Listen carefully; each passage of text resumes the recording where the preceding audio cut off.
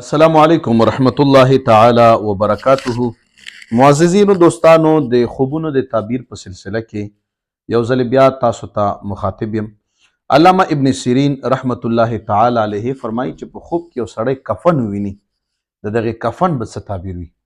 یا په مړي باندې کفن وویني، یا داسې وي چې سور کفن دی، تور کفن دی، زیړ کفن دی، شین گرین کفن دی، د دې به څه تعبیرات وي؟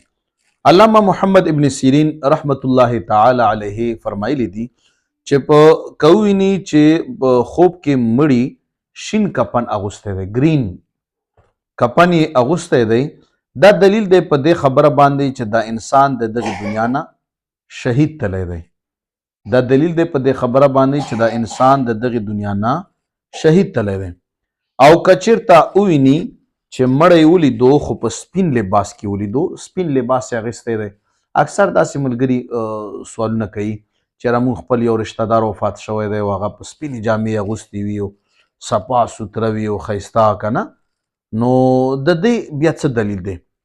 دا د دې خبرې دلیل دا دی، دلیل دا دی، تعبیر دا دی چې دا درجه د نیکانو ده، د مړي درجه د نیکانو ده. ځکه یې ژوندو خلکو ته په سپین لباس کې وښودلو چې وا خلکو دغه سړي پسې سپکې سپورې مه یایو، دا د نیکانو درجې ته رسېدلی دی. سبحان الله، ماشاءالله.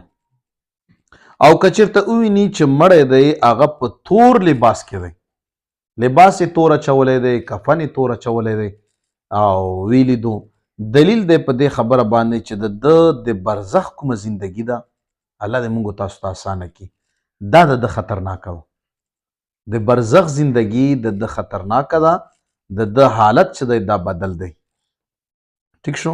او دا ځکه چې د دوزخ خلکو لباس چې وي دا به تور وي، د دوزخیانو خلکو لباس چې وي دا به تور وي. الله دې رحم وکړي. بیا مخکې دوستانو ګورو چې مخکې څه خبره و. او که چېرته د مړي لباس سور لباس و، مړی دی کفن یې اچولی یا جامې اچولي خو لباس یې سور دی، دا سور لباس چې دا هم دلیل دی د بده، دلیل دی د بده. او که چېرته زیړ لباس یې ولیدو یا بلو کلر نیل لباس یې اچولی و، نو دا د دې څه دی؟ نو د دې تعبیر دا دی چې څوک خوب ویني دته به غم او مصیبت رسیږي، غم او مصیبت کې به دی مبتلا کیږي او هغه به ورته رسي. نو د دې تعبیر دا دی.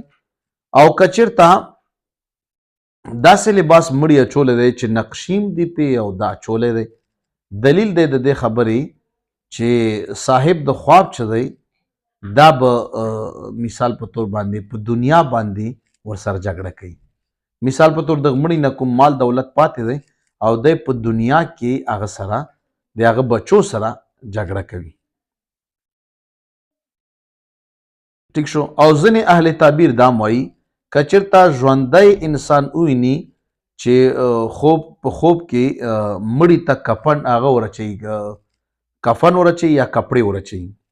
یو ژوندی انسان دی هغه خوب ویني چې مړي ته کفن ورچوي یا جامې ورچوي، دلیل دی د دې خبرې چې دغه سړي مرګ هم رانږدې دی.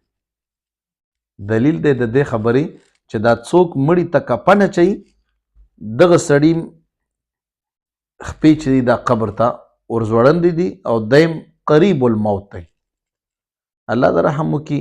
حقیقت دا چې دا ځینې خوبونه داسې وي چې د الله پاک د طرف نه یو قسم لا په هغې کې یو یا مبشرات وي یا ورته وي چې بس ځان تیاروه. نو موږ به دا دعا وکړو چې پروردګاره په ژوند هم راته خیر پېښ کړي، په مرګ کې هم راته خیر پېښ کړي او د برزخ او د قبر زندګي موږ هم اسانه کړي او د موږ چې کوم اقربا رشته دار دي د هغو ټولو یې اسانه کړي. الله تعالی مو سلامت لره. جزاکم الله.